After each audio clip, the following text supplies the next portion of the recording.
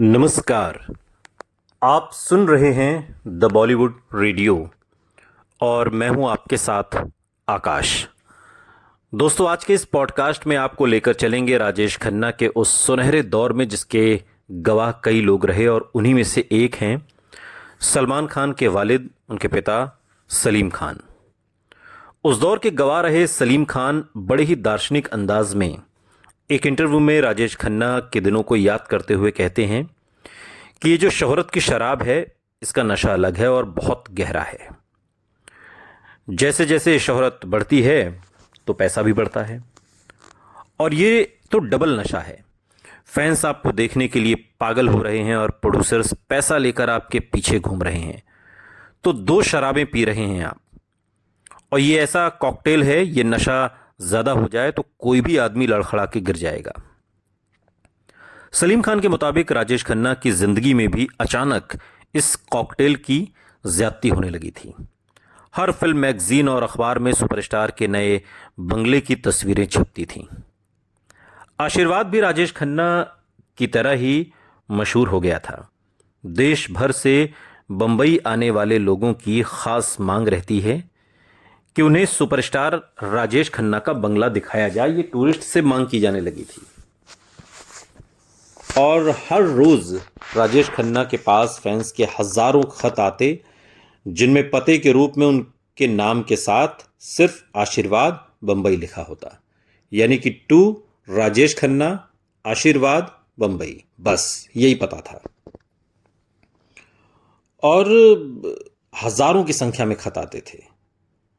और ये भी होता कि राजेश खन्ना की दीवानी लड़कियों के खुशबू से महकते खत भी होते थे, शादियों के प्रपोजल वाले खत भी होते थे और खून से लिखे खत भी होते थे, जिनके बारे में पहले भी बहुत कुछ हमने आपको सुनाया है, बताया है और बहुत कुछ लिखा भी जा चुका है।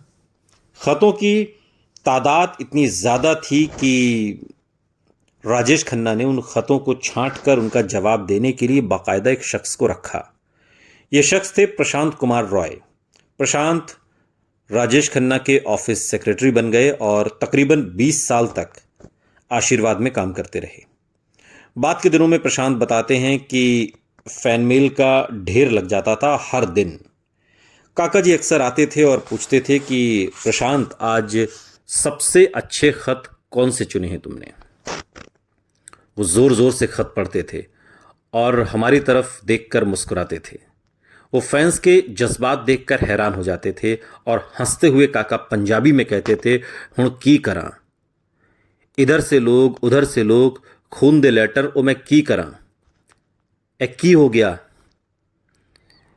प्रशांत कहते हैं बाद के दिनों में एक इंटरव्यू में कि ये सब मैंने खुद देखा है कि हर रोज 2-3 खत तो खून से लिखे हुए आते ही थे, खून से लिखे हुए खत। और खतों के जवाब में काका जी के ऑटोग्राफ वाली तस्वीरें भेजने की जिम्मेदारी भी मेरी ही थी। यानी कि आप कल्पना करिए कि जो खत राजेश खन्ना को उस दौर में मिला करते थे, जो उनके घर आते थे, उन खतों का बाकायदा रिप्लाई भी होता था। मतलब ऐसा ही नहीं था कि सिर्फ हज़ारों हज़ार खत आ रहे हैं और आकर फेंक दिए जा रहे हैं, किसी डब्बे में बंद कर दिए जा रहे हैं। नहीं, उन खतों का जवाब दिया जाता था और जवाब में काका की यानी राजेश खन्ना की एक फ़ोटो होती थी और उस फोटो में उनका ऑटोग्राफ होता था। लड़कियों में उनकी फैन फॉलोइंग की गवाह रही पत्रकार नीना अरोड़ा ने राजेश खन्ना के लिए उठ रहे हिस्टीरिया की तुलना जंगल की आग से की थी। राजेश खन्ना के लिए फैंस की दीवानगी पिछली पीढ़ियों की हर मिसाल से आगे बढ़ गई थी। रातों में राजेश खन्ना का जिक्र किया जाता, महिलाओं की किटी पार्टी में, बुजुर्ग औरतों में, उनके कीर्तन में, नवयुवतियों के सपनों में किसी न किसी तरह उनके होने का एहसास बराबर होता था। वो जैसे हर सोच, हर पूर्वाग्रह, हर वर्ग के पार चले गए थे। राजेश खन्ना उन दिनों कुछ इसी मुकाम पर थे कि जहां से उन्हें खुदा होने का एहसास हो, और यह एहसास उन्हें हुआ बेंगलुरु में। उन दिनों जो कर्नाटक की सरकार थी, लॉटरी सिस्टम वहाँ पर बहुत चलता था। तो ये तय हुआ कि क्यों ना लकी ड्रॉ, राजेश खन्ना बहुत मशहूर हैं, लकी ड्रॉ राजेश खन्ना से निकलवाया जाए।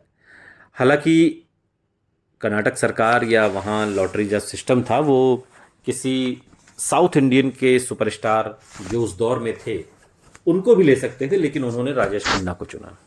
वो राजेश खन्ना जिनकी फिल्में हिंदी में आती हैं, जिन्हें साउथ की भाषा जो है, चाहे वो कन्नड़ हो, मलयालम हो, तेलुगु, वो लोग नहीं समझते, लेकिन आप यकीन मानिए कि वहां पर भी एक सैलाब उठा था। मशहूर लेखक, गीतकार, स्क्रिप्ट राइटर जावेद अख्तर उस दौर का किस्सा एक इंटरव्यू में सुनाते हैं। वो कहते हैं कि राजेश खन्ना जा रहे थे तो उन्होंने मुझे भी साथ ले लिया कि साथ चलते हैं, थोड़ा स्क्रिप्ट पर भी बातचीत हो जाएगी इस दौरान, और एक दिन का कार्यक्रम है और फिर वापस लौट आएंगे। विधानसभा के बाहर, जो कर्नाटक विधानसभा है, वहाँ बाहर जो बड़ा सा, अगर आप कर्नाटक गए हों, बहुत बड़ा एरिया है, बहुत बड़ा मैदान है, तो वहाँ पर ये कार्यक्रम होना था। जैसे ही राजेश खन्ना पहुँचे, आप कल्पना नहीं कर सकते, जावेद अख्तर बताते हैं कि वहाँ पर लोगों के सिर ही सिर दिखाई दे रहे थे, दूर तक, जहाँ तक नज़र जाती थी, मतलब जहाँ तक ये आंखें देख सकती हैं ज़मीन पर, सिर्फ लोगों के सिर नज़र आ रहे थे। और वो भी बेंगलुरु में ये सब हो रहा था, जहाँ न लोग हिंदी बोलते हैं न समझते हैं उस लिहाज से, जैसा कि उत्तर भारत में है। वहाँ पर राजेश खन्ना की दीवानगी। जावेद अख्तर कहते हैं कि पहली बार मैंने राजेश खन्ना को जब इतनी सारी भीड़ के बीच में मंच पर देखा, और फिर मैंने राजेश खन्ना को रोते हुए देखा। राजेश खन्ना घबरा गए और वो रोने लगे। इस हिस्टीरिया, इस मास हिस्टीरिया के आगे वो बिल्कुल घबरा गए थे कि दीवानगी का ये आलम। और उन्होंने जावेद अख्तर से कहा कि ये क्या हो रहा है, इतनी दीवानगी, इतना पागलपन। जावेद अख्तर बाद के दिनों में एक इंटरव्यू में कहते हैं कि वाकई मेरे लिए भी समझ पाना बहुत मुश्किल था। लोग बेतहाशा पागल हो रहे थे। वो एक बार राजेश खन्ना को देखना चाहते थे, उनसे मिलना चाहते थे, कोई उन्हें छूना भी चाहता था कि एक बार टच कर लें बस राजेश खन्ना को। राजेश खन्ना जब बेंगलुरु से वापस लौटे, उसके बाद से इस इंडस्ट्री में कहा जाने लगा, ऊपर आका, नीचे काका। आका यानी कि भगवान और काका यानी कि राजेश खन्ना।